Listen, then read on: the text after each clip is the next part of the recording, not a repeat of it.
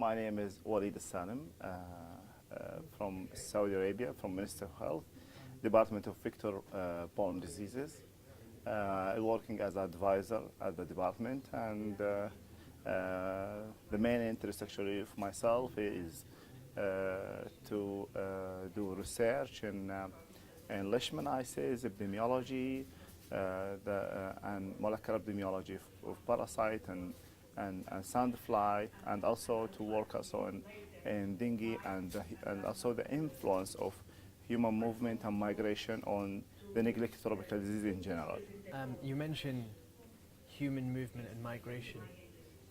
How strong is the correlation between human migration and the re-emergence of infectious diseases like leishmaniasis, and is that relationship a causal one, or is it a correlation? The correlation actually between leishmaniasis and the human movement is very strong. So if we got example in Syria, where the leishmaniasis is emerged in some places where there was no leishmaniasis, and some area where the disease re-emerged and reported outbreaks in some provinces in Syria. And even among the refugees in Lebanon, for example, where there was only few cases, and suddenly they report more than 1,000 cases in 1 year. So I think there is a very strong correlation. So the human movement, consequence of human movement, always we got tetanus leishmaniasis outbreaks. Actually, in Syria, for example, where there is no any health infrastructure, so everything has been destroyed, everything is damaged in Syria. So for now is this kind of in this kind of situation, the lack of resources in Syria could be resolved by the funders from neighboring countries, from the wealth countries, from philanthropic agencies. So these actually could minimize the impact of leishmaniasis in Syria. Also, could you have like a technical support from WHO, from CDC, from other agencies? So are you saying that there is an urgent call and a pressing need for global collaboration? Definitely. In Syria, yeah, particularly for leishmaniasis, and we should actually focus on other diseases which require to have a vaccination, like measles, like polio, where also these diseases in parallel with leishmania has a lot of outbreaks in Syria and neighboring countries, but leishmaniasis is still in the top.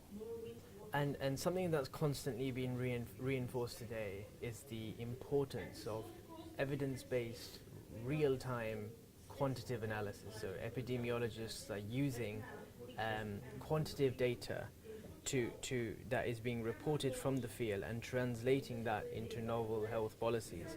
I guess the problem in Syria is that people are migrating. People are migrating because of the humanitarian crisis. There's a migrant movement that isn't actually being controlled. So my question is, how are epidemiologists able to predict and infer quantitative data when they don't actually know how many people are migrating and moving in and out of the country? There is 2 points here. The first point is, how could we know this area is potentially could be endemic with leishmaniasis? Okay, and the second thing, okay, so how many of refugees could cross the border, okay, to the neighboring countries? So for how do you know for this area potentially could be endemic with leishmaniasis? It is very hard, and but we at the end we actually mapping all the parasite, all the potential area where we could the disease emerging in it. So and the second thing is the cross the border is, in case of the humanitarian situation in Syria, we couldn't suspect how many of refugees cross the border. That will be hard for for us, but at least to estimate how many refugees could cross the border, and then we could actually then plan for address the problem. What is the most challenging element of eradicating neglected tropical diseases, and in specific leishmaniasis?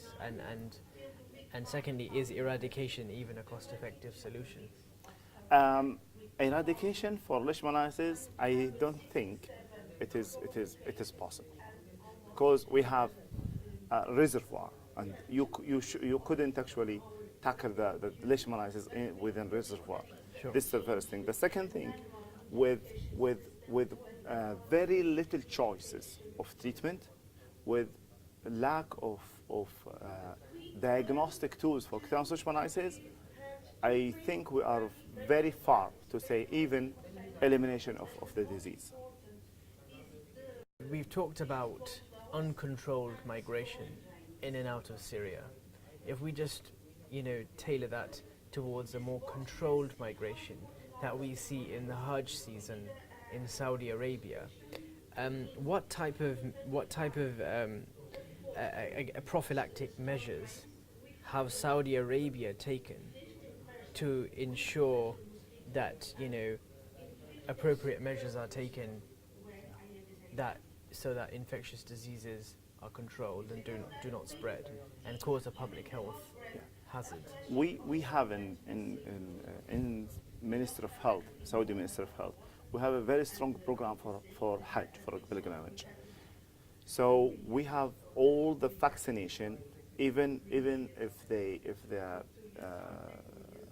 people come to do Hajj in Saudi Arabia, even though, so we actually plan to give them vaccination. We plan for give them a prophylaxis prior to Hajj in the enough days. So we have a very big amount of people working on the port, on the airport, in the airport, in the roads, the entrance of all the points in Saudi Arabia, about 2 months prior Hajj. So these people could cover all the any actually problem that we have. People to have diagnosis, the all infectious diseases. So there is a good control for mass gathering health in Saudi Arabia. Fantastic, brilliant. Thank you ever so much, Dr. Waleed, for your time. Thank you. Brilliant. Thank you.